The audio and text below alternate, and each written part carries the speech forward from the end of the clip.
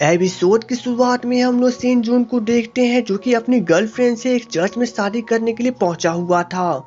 लेकिन तभी यहाँ पे कुछ गैंगस्टर्स हथियार लेके पहुंच जाते हैं उस शादी को रोकने के लिए, जिसके बाद इन दोनों के बीच एक काफी बड़ी फाइट होती है जहाँ पे बेचारे सेन जून को काफी चोट लग जाती है। और तभी इसी के बीच में उन गैंगस्टर्स का लीडर सेन जून के ऊपर गन से अटैक कर देता है। अब इस अटैक को देखने के बाद सेन जून उसके हाथ से गन छीनते हुए कहता है कि यह हॉलीवुड नहीं है कि वो गन का यूज कर रहा है।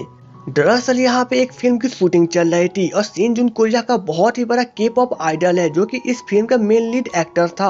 लेकिन सेन जून फिल्म की शूटिंग को बीच में ही रोके वहाँ से चला जाता है, जिसके कारण यहाँ पे सभी कास्ट मेंबर्स बहुत ज्यादा परेशान हो जाते हैं।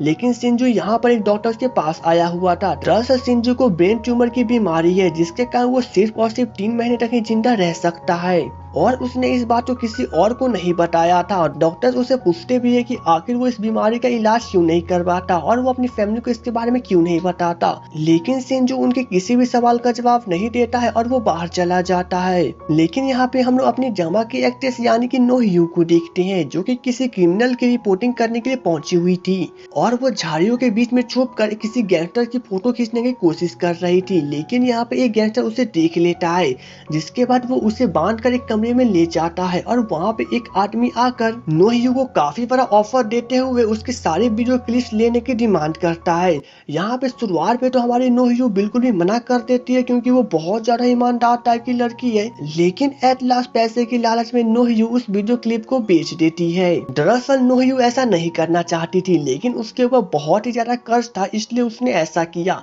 घर जाते समय नो ह्यू सेन की फोटो की तरफ देखकर स्माइल करते हुए अपने आप को कोसती है कि आखिर वो कितना आगे निकल गया।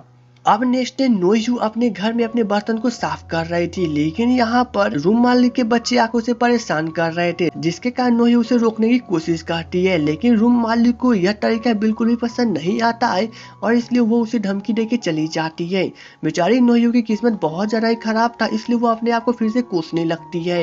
लेकिन इसी के बीच में उसकी कंपनी से कॉल चला आता है और वे लोग उसे बताते हैं कि उन्होंने नो ह्यू को कंपनी से निकाल दिया है। लेकिन इधर हम लोग सेन जू को देखते हैं जो कि अपने मॉम के छोटे से रेस्टोरेंट में भेस बदल के पहुंच जाता है और वो वहां पर अपनी मॉम से बातें करने की कोशिश करता है, लेकिन उसकी मॉम उसकी किसी भी बात पे ध्यान नहीं देती है। दरअसल सिंजू की मॉम सिंजू से बहुत ज्यादा नाराज रहती है क्योंकि सिंजू एक के पॉप आइडल है। अब जब सिंजू की मॉम उसकी कोई भी बात को नहीं मानती है तो सिंजू सभी के सामने अपने फेस को दिखा देता है, जिसके कारण सभी लोग यहाँ पे उसकी फोटो खींचने लगते हैं। लेकिन सिंजू की मॉम उसे नाराज होकर अंदर चली जाती है। तब सिंजू के अंकल उनके पास जाकर उन्हें समझाने की कोशिश करते हैं कि आखिर वे कब तक सिंजू से नाराज रहेंगे, आखिर के पॉप आइडल बनने में हर्ज क्या है। लेकिन सिंजू की मॉम उन्हें कोई भी सवाल की जवाब नहीं देती है और वो उन्हें ऐसा क्वेश्चन पूछने से मना करती है।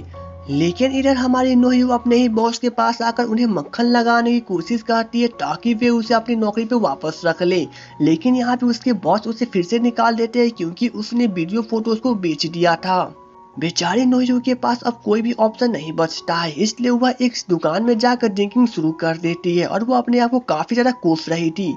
लेकिन तभी उधर से जीटा चला आता है और वो नो ह्यू को इतना ड्रिंकिंग करने का कारण पूछता है। अब यहाँ पे जीटा का इंट्रोडक्शन दिया जाए तो जीटा बहुत ज्यादा ही अमीर इंसान है, लेकिन वो नो ह्यू को पसंद करता है इसलिए वो नो ह्यू के आसपास गरीब इंसान बन के रहने की कोशिश करता है। और खास बात तो ये है कि जीटा हमेशा से ही नो ह्यू के भाई के आसपास रहते आया है। लेकिन हमारे नो ह्यू ड्रिंकिंग करने के वक्त कुछ रिपोर्टर्स की बातें सुनती है जहाँ पे वे लोग सेनजू के एक छोटा सा इंटरव्यू लेने की बात कर रहे थे, बट सेंजू उन्हें किसी भी प्रकार का टाइम नहीं दे रहा था। अब हमारे नो ह्यू को एक न्यू जॉब की जरूरत थी, इसलिए वो उन रिपोर्टर्स के पास जाकर उनसे रिक्वेस्ट करते हुए कहती है कि अगर वे चाहे तो नो ह्यू खुद जाकर सेंजू की एक इंटरव्यू ले सकती है और उसकी एक वीडियो फोटोज बनाकर उन्हें दे सकती है। शुरुआत में तो ये रिपोर्टर्स इस काम के लिए मना कर देते हैं क्योंकि उन्हें लगता है कि यह कोई बेवकूफ लड़की है, लेकिन जब नो ह्यू उन्हें बार बार रिक्वेस्ट करती है तो वे लोग उसे एक मौका देने के लिए तैयार हो जाते हैं, जिसके बाद तो हमारी नो ह्यू बहुत ज्यादा ही खुश हो जाती है। लेकिन इसके बीच में हम लोग मिस्टर चोई को देखते हैं। अब मिस्टर चोई के बारे में बताया जाए तो वे पेशे से एक वकील भी है और एक पॉलिटिशियन भी है। अब यही हमारे ड्रामा के मेन विलन है जिनके कारण ये पूरी ड्रामा बनी है। इनकी एक बेटी भी है जिनका नाम हारू है और सबसे मेन बात ये है कि जी टाई इन्हीं का बेटा है। लेकिन मिस्टर चोई अपनी फैमिली को खुश करना बहुत ही अच्छी तरह से जानते थे और वे इसी कारण अपनी फैमिली को हमेशा मक्खन लगाते रहते थे। बट हम लोग यहाँ पे हमारी नो ह्यू को देखते हैं जो कि शिनजो के इंटरव्यू लेने के लिए उससे घर पे पहुंच जाती है और वो शिनजो को कैमरा में कहते हुए कहती है कि वो उसे एक इंटरव्यू लेना चाहती है। बट शिनजो उनकी किसी भी बात को नहीं सुन रहा था। यहाँ पे शिनजो का मैनेजर उसे कहता है कि जरूर वो कोई उसकी फैन होगी जो कि यहाँ पे उसके इंटरव्यू लेने के लिए आई है। लेकिन शिनजो दरवाजा को नहीं खोलता है जिससे कर हमारी नो ह्यू को रात भर घर के बाहर ही रुकना पड़ता है और वो अंदर जाने के लिए बहुत ही सारी मक्खन लगाने की कोशिश करती है और बहुत ट्राई करती है बट उसके सभी के सभी प्लान फेल हो जाते हैं। अब नेक्स्ट डे जब शिनजो अपना दरवाजा खोलकर बाहर निकलता है तो नो ह्यू उसे कार को देखकर उसे कार में जाके बैठ जाती है ताकि वो उससे इंटरव्यू देने का सिर्फ और सिर्फ एक मौका दे। लेकिन शिनजो उसे किसी भी प्रकार का मौका नहीं देता है और वो अपनी कार को बहुत ज्यादा ही तेज चलाता है ताकि नो ह्यू डर के मारे वहां से नीचे उतर जाए। लेकिन हमारी नो ह्यू भी किसी से कम नहीं थी और वो कार को काफी टाइट से पकड़ लेती है। एट लास्ट जब नो ह्यू को उल्टी आता है तो वो कार से बाहर होकर उल्टी करने के लिए निकल जाती है और तब शिनजो उसके पास रुमाल फेंक कर अपनी कार को लेकर वहां से चला जाता है। बेचारी नो ह्यू के पास सिर्फ और सिर्फ एक मौका था और अब वही मौका जा चुका है जिसके कारण वो वहीं पे परेशान हो जाती है। लेकिन यहाँ पे जब शिनजो जा रहा था तभी अचानक से बर्फ की काफी बड़ी तूफान चली आती है जिसके कारण सभी जगह बर्फ से ढक जाती है। अब यहाँ पे शिनजो की नो ह्यू की थोड़ी सी फिक्र होने लगती है इसलिए वो अपनी कार को घुमाकर उसी जगह पे जाता है। लेकिन वहाँ पर नो ह्यू नहीं थी इसलिए वो अपनी कार को चलाते हुए थोड़े से और आगे जाता है जहाँ पे उसकी नजर नो ह्यू पे पड़ती है और वो उसके पास जाके उसे कहता है कि क्या वो पागल हो गई है जो इतनी बर्फ गिरने के बाद भी रास्ते पे चली जा रही है। तब हमारी नो ह्यू जवाब देती है कि वो पहले भी पागल थी और वो अभी भी पागल नहीं है क्योंकि वो शिनजो के लिए अपनी लाइफ को नहीं बदलेगी। तब शिनजो इस पे कहता है कि ये लड़की सच में अभी तक नहीं बदली है। अब यहाँ पे हम लोग 10 साल पुराना एक छोटा सा फ्लैशबैक देखते हैं। जब नो ह्यू अपने स्कूल के लिए जा रही थी तब वो रास्ते में एक लेडीज की मदद करती है और ज्यादा ठंड होने के कारण वो अपना स्कार्फ उन्हें दे देती है। जब नो ह्यू के डैड को इसके बारे में पता चलता है तो वे बहुत ज्यादा गुस्सा हो जाते हैं क्योंकि एक तो वे बहुत ज्यादा गरीब है और इसलिए वे नो ह्यू के ऊपर चिल्लाने लगते हैं। लेकिन इसी के बीच में नो ह्यू की एक फ्रेंड उसके पास चली आती है और वो उसे बताती है कि फिर से शिनजो ने किसी के साथ फाइट कर लिया है। इधर हम लोग शिनजो को देखते हैं जिसे फाइट करने के लिए 10 दिनों तक सस्पेंड कर दिया गया है। लेकिन जब शिनजो की मॉम को इसके बारे में पता चलता है तो वे टीचर के सामने आकर उनसे रिक्वेस्ट करने लगती है और जब टीचर नहीं मानते हैं तो वो उनके सामने गिड़गिड़ाती है और रोती भी है और कहती है कि वे अपने बेटे को एक प्रोसिक्यूटर बनाना चाहती है। फाइल में कहीं भी 10 दिनों का सस्पेंशन जुड़ जाता है तो वो कभी प्रोसिक्यूटर नहीं बन पाएगा और इसलिए वे टीचर के सामने बहुत ज्यादा ही रोती हैं। एट लास्ट टीचर को उनके ऊपर दया चली आती है और उन्हें उनकी बात माननी पड़ती है जिसके बाद टीचर शिनजो को बुलाकर उसके ऊपर बहुत चिल्लाते हैं और उसे लास्ट बार वार्न करके छोड़ देते हैं। अब सेम नाइट जब शिनजो अपने अंकल के साथ डिनर करने के लिए जाता है तो यहाँ पे उसके अंकल से समझाने की कोशिश करते हैं और एट लास्ट वे उसे बता देते हैं कि किस प्रकार से उसकी मॉम टीचर के पास जाकर उससे माफी मांगी थी और उनके सामने रोई थी तब 10 दिनों का सस्पेंशन रुका था। अब सुनने के बाद तो शिनजो बहुत ज्यादा ही उदास हो जाता है और वो अपनी मॉम के पास इसके बारे में बात करने के लिए जाता है। लेकिन उसकी मॉम उसे कोई भी बात नहीं करती है और वे अपने कमरे में चली जाती है और वहाँ पे भी बहुत ज्यादा ही रोती है। अब शिनजो को यह सब नहीं देखा जाता है और वो एट लास्ट ठान लेता है कि वो एक प्रोसिक्यूटर बनकर ही रहेगा। जिसके बाद अब यहाँ पे शिनजो स्टडी करना शुरू करता है और वो अपने स्टडी में बहुत ज्यादा ही मन लगाता है। अब नेक्स्ट डे जब शिनजो लाइब्रेरी से स्टडी करके बाहर निकलता है तब यहाँ पे नो ह्यू चली आती है और वो उसे पूछने लगती है कि आखिर वो कब तक उसकी फ्रेंड को नजरअंदाज करते रहेगा। यहाँ तक कि उसके फ्रेंड का तबीयत खराब हो गया है और वो उसके लिए सिर्फ फिक्र करती है। लेकिन यहाँ पे शिनजो नो ह्यू की काफी तरह से बेइज्जती करता है और वो कहता है कि उसे शायद घर पे जाना चाहिए क्योंकि वो किसी भी लड़की में इंटरेस्टेड नहीं है।